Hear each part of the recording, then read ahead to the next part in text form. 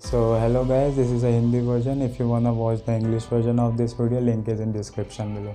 तो जैसा आपने देखा होगा टॉपिक के अंदर आज हम कार्बोहाइड्रेट के बारे में बात करने वाले हैं। जैसे पिछले वीडियो में मैंने इंसुलिन के बारे में बात करी थी, तो मैंने कार्बोहाइड्रेट और ग्लूकोज का भी यूज़ किया था। तो मेरे पे ज़्यादा नहीं 3-4 क्वेश्चन आए थे, मैंने सोचा वीडियो बना दूँ, मेरे पास कोई टॉपिक ही नहीं था, तो चलो मैं बताता हूँ कार्बोहाइड्रेट क्या है। यार कार्बोहाइड्रेट बहुत चर्चा में आजकल, बहुत लोगों को पता भी होगा, बहुत लोगों को नहीं पता होगा। तो मैंने सोचा ये सब बेसिक चीज़ें, प्रोटीन, कार्बोहाइड्रेट, फैट वगैरह, इन सब के ऊपर मैं वीडियो बना दूँ। तो आज मैं कार्बोहाइड्रेट के ऊपर बनाने वाला हूँ। कार्बोहाइड्रेट या बॉडी बिल्डर है, फिजिक मॉडल है, कुछ भी है, आपको वेट भी चाहे कम करना है, बढ़ाना है, कार्बोहाइड्रेट आप अगर न्यूट्रिशन प्लान अपना बना रहे हैं तो कार्बोहाइड्रेट का आप ज़रूर ही सुनेंगे, पढ़ेंगे, कहीं कुछ करेंगे। मैं आपको कहा अपनी डाइट में चेंजेस तो करनी पड़ेंगी आप अगर आप अपनी बॉडी चेंज करना चाहते हैं। तो कार्बोहाइड्रेट आपके हैं क्या, ये देखिए ये मॉलिक्यूल है, 3 चीज़ों से कंसिस्ट होता है, आपका कार्बन और आपका ऑक्सीजन और जैसे कि कार्बन, हाइड्रोजन एंड आपका ऑक्सीजन।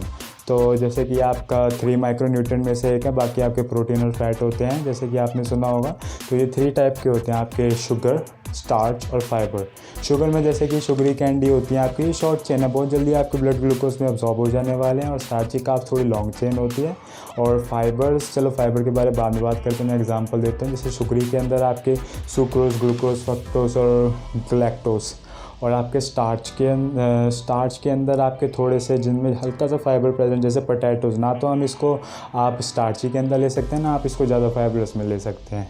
तो ज़्यादा बात नहीं करते इसकी, चलो अब हम फाइबर के बारे में बात करते हैं। फाइबर में क्या है, फाइबर, चलो ह्यूमन बॉडी फाइबर को डाइजेस्ट करने के लिए नहीं बनी है। ज़्यादातर 90%, नॉट 90%, जैसे 70% के बारे में बात करूँगा, वो फाइबर अब्जॉर्ब नहीं कर पाएंगे। लेकिन जैसे मैं कहता हूँ कि बॉडी आपकी बहुत ज़्यादा स्मार्ट है, बॉडी अब्जॉर्ब कर सकती है फाइबर्स का। जैसे आपका डाइजेस्ट नहीं हुआ, पहले आपका ग्लूकोज वगैरह बॉडी ले लेती है, आपका फाइबर गया आपके डाइजेस्टिव सिस्टम के अंदर। डाइजेस्टिव सिस्टम के अंदर जो बैक्टीरिया है वो उसको अब्जॉर्ब करने वाला है। कैसे अब्जॉर्ब नहीं करने वाला है, वो क्या करेगा, जो बैक्टीरिया होता है वो बैक्टीरिया उस फाइबर को फैटी एसिड में कन्वर्ट कर देने वाला है।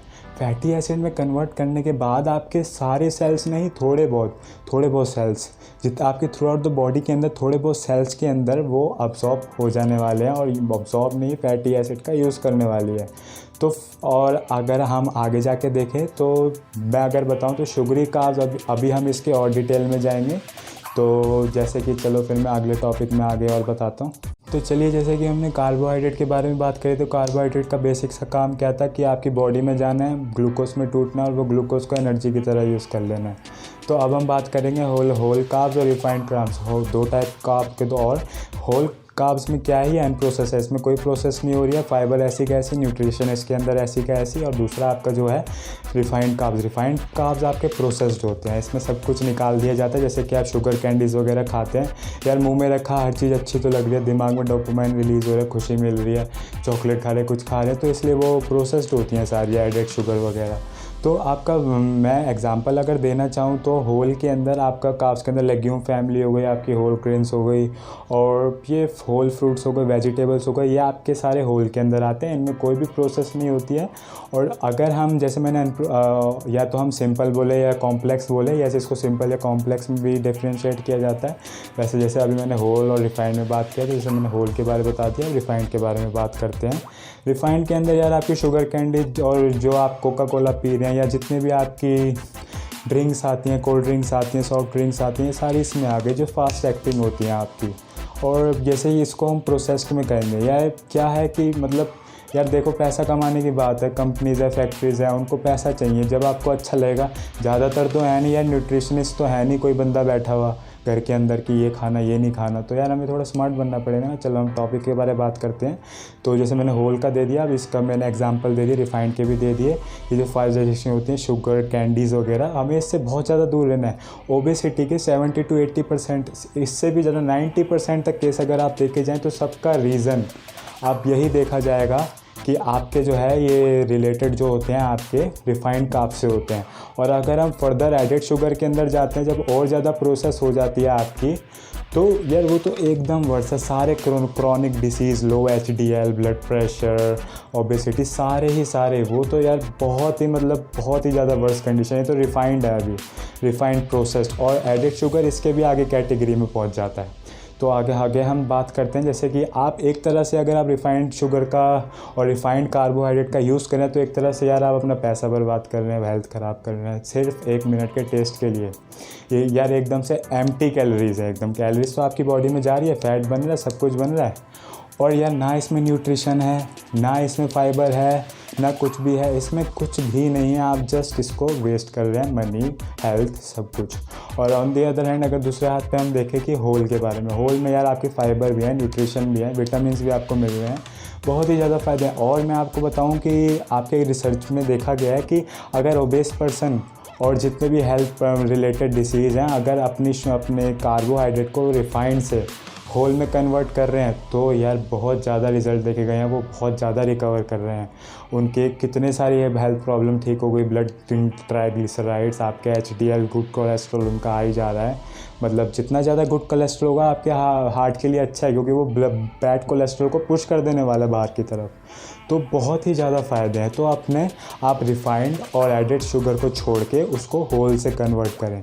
जैसे कि आपके लेग्यूम फैमिली, लेंटिल, दालें, आपकी रोटी, ओट्स, जितने भी हैं, ओट्स रोटी तो बराबर है, चलो उसके बारे में बाद में बात करेंगे। तो ये मेरा होल रिफ़ाइंड के बारे था।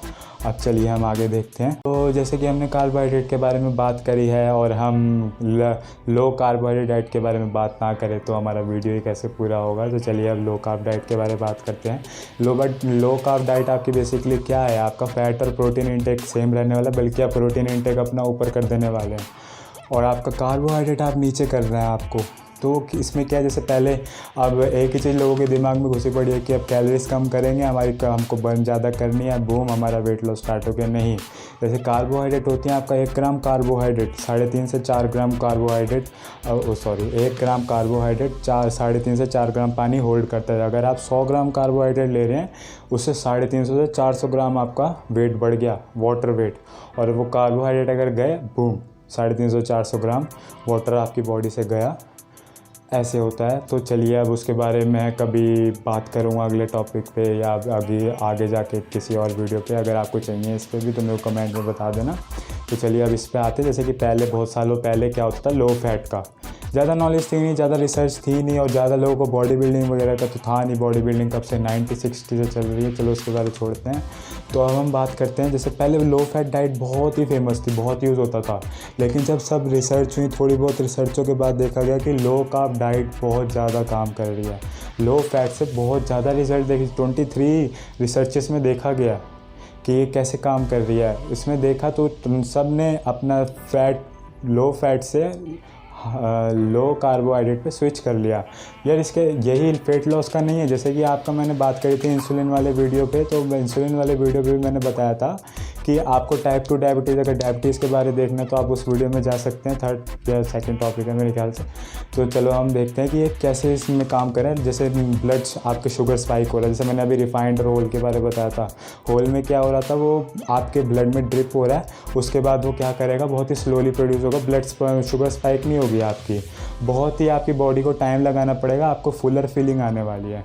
तो उसके बारे में देखते हैं। जैसे कि आपका टाइप 2 डायबिटीज़ है, भगवान का वरदान समझ लो, गिफ्ट समझ लो, बहुत ही यार दवाइयाँ नहीं लगेंगी आपको अगर लो कार्ब्स के अंदर आप स्विच कर लेते हैं।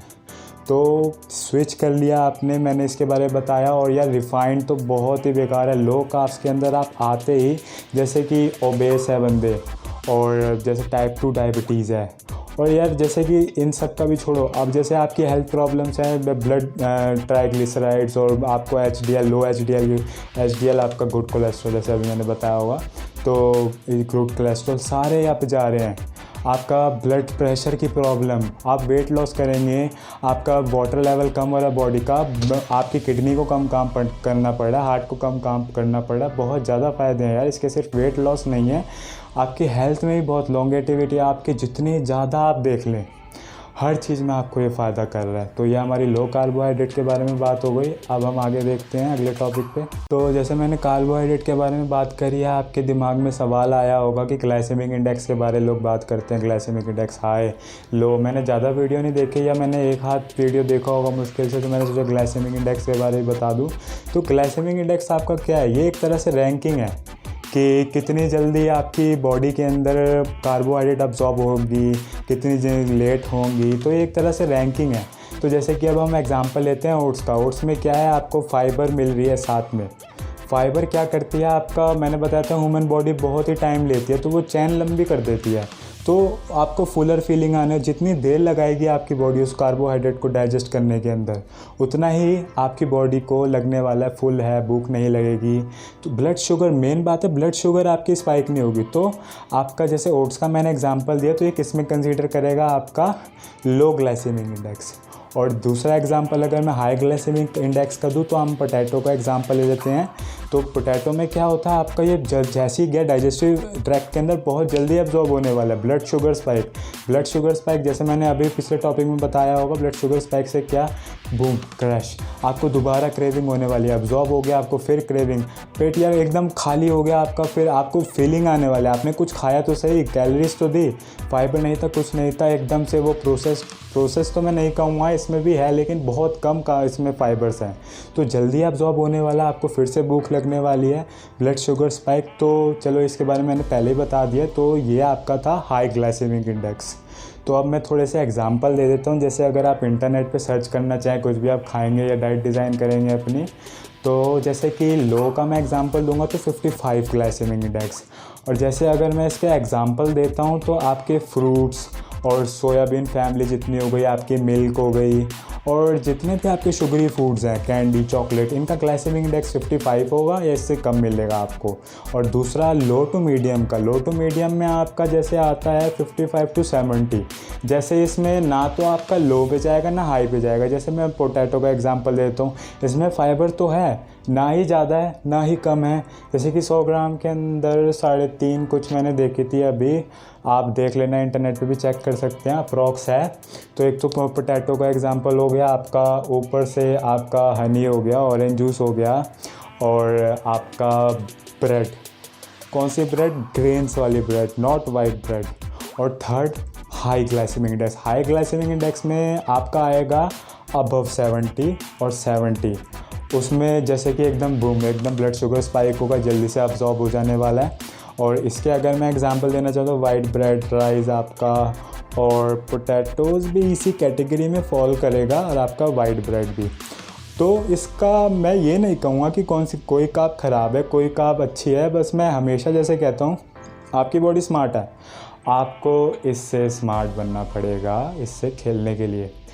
तो आप लो का भी अच्छे से इस्तेमाल कर सकते हैं, हाई का भी कर सकते हैं। जैसे आप एक्सरसाइज नहीं कर रहे हैं, आपको लग रहा है आज मेरा डे एक्टिव नहीं है, तो आप सबसे ज़्यादा अगर आप यूज़ करना चाहें तो आप अपना यूज़ कर सकते हैं ओट्स का, फाइब्रस कार्ब्स का, जिनका ग्लाइसेमिक इंडेक्स आपका बहुत लो है, इंसुलिन स्पाइक नहीं करने वाली, ब्लड में आपके जल्दी मिक्स नहीं होने वाली, ज़्यादा आपको फुलर फीलिंग देगी, विद न्यूट्रिशन फुल है। मैं हमेशा जिसका भी बताऊँ, आपका बीट हो गई, आपकी लेग्यूम फैमिली, लेंटिल्स जितनी भी आपकी, सारे फाइबर रिच, न्यूट्रिशन रिच, सारे हैं, बिना प्रोसेस की। तो यार जो भगवान ने चीज़ है उसके तो फ़ायदे ही फ़ायदे होंगे ना।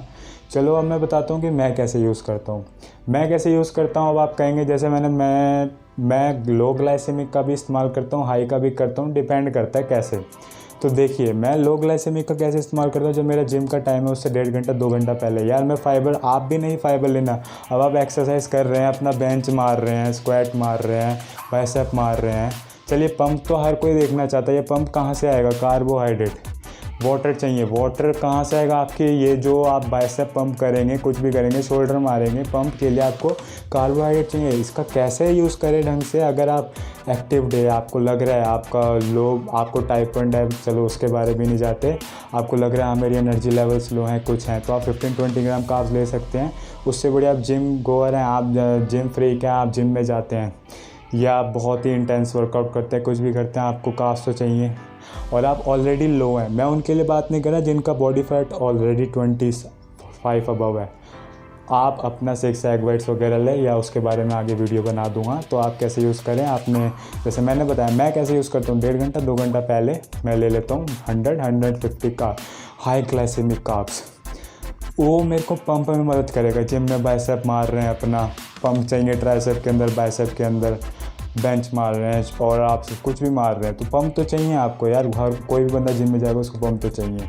और आपका एक ये एनाबॉलिक विंडो की तरह मैं इसे यूज़ करता हूँ। जैसे कि आपने 1.5 आवर बिफोर और 2 आवर बिफोर आपने ले ली। जैसे मैं अपना बता रहा हूँ 100 to 150, मैं आपका नहीं बता रहा, मुझे आपकी बॉडी का नहीं पता, अपनी बॉडी को खुद आपको स्टडी करना पड़ेगा तभी आप मास्टर। मुझे तो बहुत साल हो गए यार, मैं पता नहीं कौन सी कीटो वगैरह बहुत सारी ट्राई कर चुका हूँ, लेकिन मुझे तो कार्बोहाइड्रेट लो हाई पे ही पड़ता है। कीटो पे तो मेरे को यार आईसीयू में भर्ती होना पड़ गया था 2 दिन, कभी उसके बारे में बताऊँगा। तो चलिए, और मेरा जैसे मैंने बताया 1.5 से 2 घंटा पहले और with in and half an hour after my gym session, but मैं क्या करता हूँ कि उसके आधे घंटे के अंदर मैं अपनी कार्ब्स ले लेता हूँ।